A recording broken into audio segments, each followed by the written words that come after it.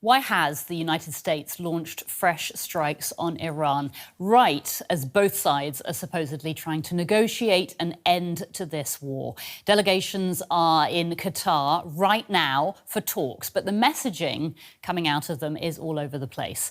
The US Secretary of State says a deal could be reached within days. Iran says an agreement is nowhere near. So what is really going on here? And is diplomacy working at all? I'm going to be speaking to Middle East analyst Megan Sutcliffe, who'll help me make sense of it all. But before we bring in Megan, let's start by taking a closer look at these latest strikes on Iran and their fallout. Now, US forces say they targeted missile launch sites and boats that were allegedly laying mines in the south of Iran. US Central Command called the strikes self-defense. Iranian media reported explosions at these locations: Bandar Abbas, Sirik, Jask, and around Larak Island. Now, here is what an Iranian foreign ministry spokesperson said on Monday before those strikes happened. Iran doesn't rule out any option when it comes to defending itself. You can't confine fire to a single country or region. When you start a fire, you must expect the fire to spread to other regions too. A clear threat there, and that was before the latest strikes were carried out. Now, following the strikes, Iran's supreme leader, Mojtaba Khamenei, posted this. He wrote, "The nations and lands of the region will no longer serve as shields for US bases. The United States not only will no longer have a safe haven for its mischief and for establishing military bases in the region, but day by day it is growing more distant from its former status." So, who actually has the upper hand right now? How much pressure is Washington under to get a deal? And although Iran has been weakened militarily, has its leadership actually emerged politically stronger? Now, I'm hoping Megan is going to have a few answers for us. Megan Sutcliffe is the Middle East and Africa principal analyst at Sibylline. That's a private intelligence firm. Great to have you here with me, Megan. So we've got the US striking Iran, literally as Iranian negotiators were arriving in Qatar for talks on ending this war. Why bomb Iran while also saying a deal is close? What is the strategy here? Good morning, Anya. It's certainly been a very busy few days in the Middle East. And when it comes to why exactly we have seen the United States engaging in a very limited campaign of airstrikes targeting Iran, there are three reasons that can really explain this course of action. The first is, of course, this was, as US CENTCOM described it, an act of self-defense. The United States identified Iranian military assets that were deploying things like sea mines that could endanger shipping through the Strait of Hormuz, and they were targeted in order to remove those capabilities. The second reason that we may have seen these airstrikes is because the United States is attempting to lay the groundwork for a further escalation in time, essentially preemptively trying to take out Iranian capabilities here and now before we see a further escalation in future. The final reason that we potentially saw these airstrikes taking place is because the United States is attempting to demonstrate its willingness to re-engage in combat and in airstrikes targeting Iran in order to trigger a diplomatic breakthrough. Over the weekend, we saw deadlock emerging once again when it came to whether or not the US and Iran were even close to a ceasefire. And so it's possible that now, just as we saw in early May, the United States is attempting to demonstrate the pressure that it can put on Iran and credibly threaten re-escalation in order to get concessions that it wants. All right, well, let's take a listen, shall we, to what the US Secretary of State Marco Rubio said. And this was after these latest strikes. Look, I think our position is well stated. The president had a very important, I think, historic call just a couple days ago with a number of leaders from the region. I think there's strong alignment and agreement on what a preliminary draft should look like. I think that, like anything with something like this, it's going to take a couple days to settle on, even down to the disagreements over a word, sentence. So we'll have to work through that. If there's going to be a deal, we're going to have to work through that. But this is, it's either going to be a good deal or there isn't going to be one. So what sense do you get there from what he was saying? I mean, do you see there being strong alignment and agreement, as he was saying? And, you know, quite frankly, after being bombed again, how much trust is going to be coming from the Iranians in terms of these negotiations?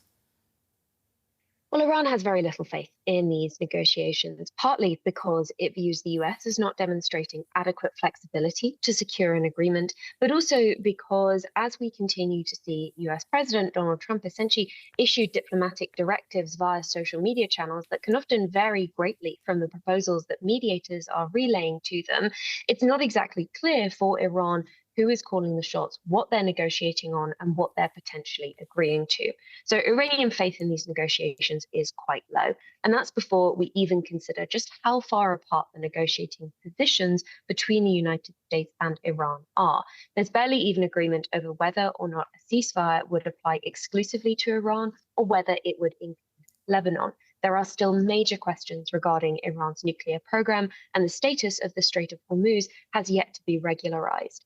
The idea that all of this could be resolved within a one-page memorandum of understanding negotiated in just a few weeks is overly optimistic. If we look at the 2015 nuclear deal, that only dealt with Iran's nuclear program and took almost 2 years to negotiate.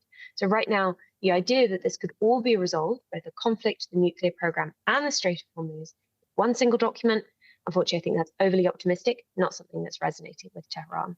So let's talk about sort of the psychology of all of this. I mean, how do you see the dynamic right now between the US and Iran? I mentioned that Telegram post earlier by the Iranian supreme leader, where he was basically saying countries in the region are not going to, you know, act as protective buffers for American military bases. Its dominant position had been weakened. I mean, would it be accurate to say at this point that this war has actually strengthened the Iranian leadership? It certainly has in terms of the presence of ideological hardliners within Iran's central and strategic decision-making bodies. We've seen the installation of numerous IRGC hardliners, for example, into institutions like the Supreme National Security Council and the various advisory bodies that communicate with and inform the Supreme Leader himself. But that's not to say that this position, for example, an opposition to the US's presence in the region, is anything new. This has long been a part of Iran's security doctrine, attempting to oust the United States from the region, particularly following the US's invasion of Iraq. So while it is certain that we are seeing a hardening of Iran's regime and it is becoming a more empowered regime, that's not necessarily to say that that will trigger a deviation from long-held security aspirations. Rather, it would likely trigger a doubling down in this particular case. Okay, but the United States needs to move on. It needs a solution. It needs a deal. So what effective options does the US have right now? I mean, you mentioned the Strait of Hormuz. It's still effectively closed. Gas prices are still way high. Is the Trump administration now becoming sort of increasingly desperate for an exit ramp?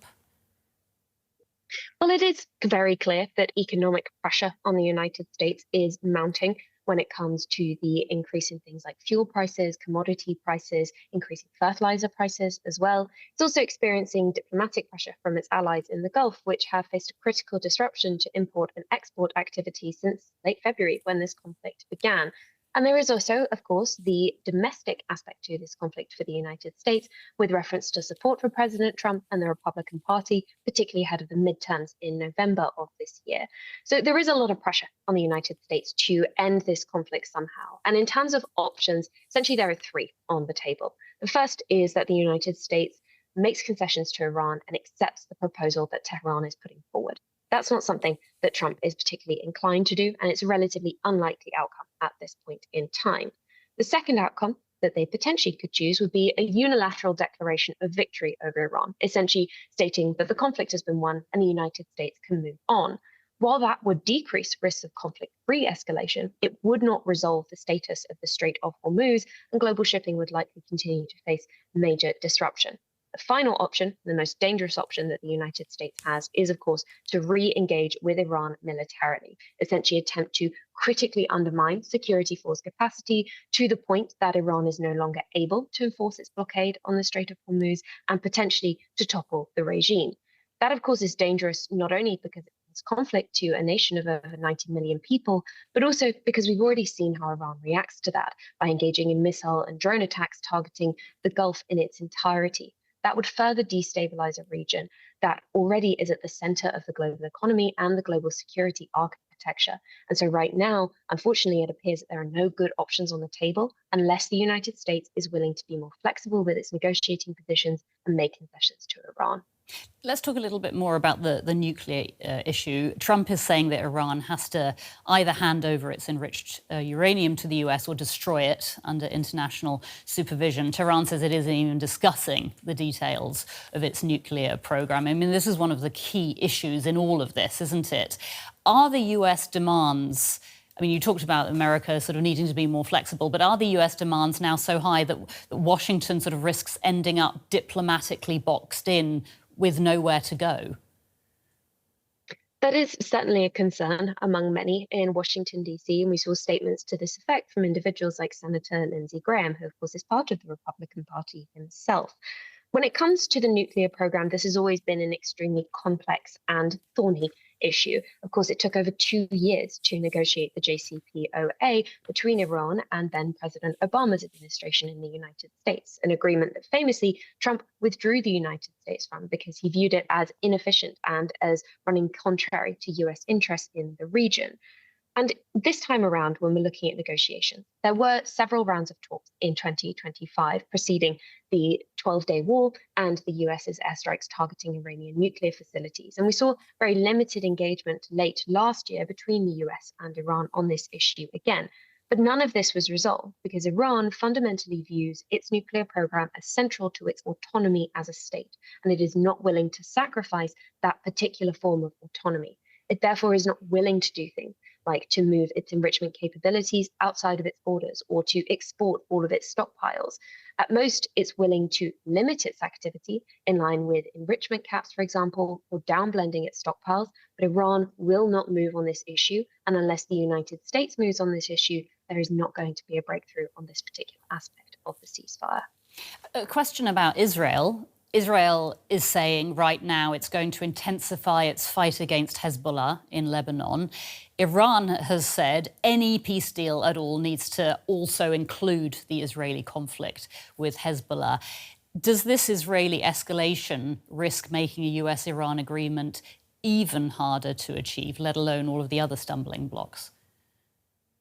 It certainly adds to the pressure of this situation. Of course, conflict between Israel and Lebanese Hezbollah is nothing new. And even though we currently have a ceasefire in place between Israel and Hezbollah, we continue to see Israeli airstrikes, drone strikes. We continue to see Israeli troops stationed in southern Lebanon. And we continue to see Hezbollah attacks targeting both those troops and northern communities within Israel. It's because of those attacks, and particularly the use of specific types of drones, that we've seen Israel announcing this re-escalation and increasing the hostilities it is directing towards Hezbollah, both in the south of Lebanon and potentially to the south of the capital in the Dahiyeh area of Beirut. That in itself is, of course, going to add another layer of complexity to the negotiations between the US and Iran. Iran continues to view Lebanon as part of these negotiations, as a fundamental pillar within the region that it cannot simply leave behind and allow to be dealt with in a more selective dyad between Israel and Lebanon. Therefore, Iran's going to continue to hedge its engagement on a de-escalation between Israel and Hezbollah. And if it doesn't receive that, then it's unlikely that we're going to see it making concessions in other areas to Let's bring in some voices of people living through this. It's always easy, isn't it, to talk about all of these sort of big picture issues and forget about the individuals, the general public who are living through this. Iranians have obviously been going through this turmoil for months. We've got a few voices hearing what they think about what's happening in the peace negotiations. Let's take a listen. In my opinion, there can be no agreement because the demands of both sides are so far apart. And if they were to reach an agreement, it would mean that all this war and campaigning would be useless. And America's hegemony would be called into question. And none of the goals for which it took this great action would be achieved. We Iranians have lost our elders, leaders, and everyone. They won't come to an agreement so easily. Maybe America will wait 60 days because of the upcoming World Cup, but they will 100% attack afterwards. I don't want war because it hurts people. People's homes are destroyed. People lose their lives, they lose their loved ones. On the other hand, I don't want anyone to force us. This is our land, and I love Iran. I want us to be in a stable situation and for everything to be peaceful.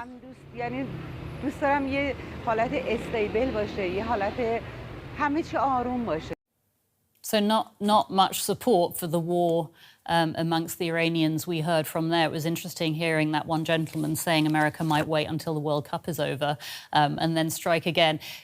In America, most people aren't supporters of this conflict. And we're hearing that the two sides, we're just hearing that the two sides are likely to announce agreement soon on the issue of Iran's frozen financial assets. Do you see the two sides being forced to find a path to move closer together and bringing this conflict to an end sooner rather than later? It is absolutely possible that there will be a breakthrough when it comes to relations between the US and Iran, because in the past we have seen agreements emerging between the US and Iran, even when previously they adopted seemingly intractable positions. If we did see a release of Iranian frozen assets, for example, or the loosening of some form of US sanctions on Iran, that would likely be taken in Tehran as a gesture of goodwill, as something that Tehran can negotiate with and move forward with. If that were to be sustained, if we were to continue to see the release of frozen assets, of minor US concessions on these issues that are extremely important to Iran, then it is possible that we'd see reciprocal softening of certain positions in certain areas. And if that were to be met by the United States, a path forward could be found.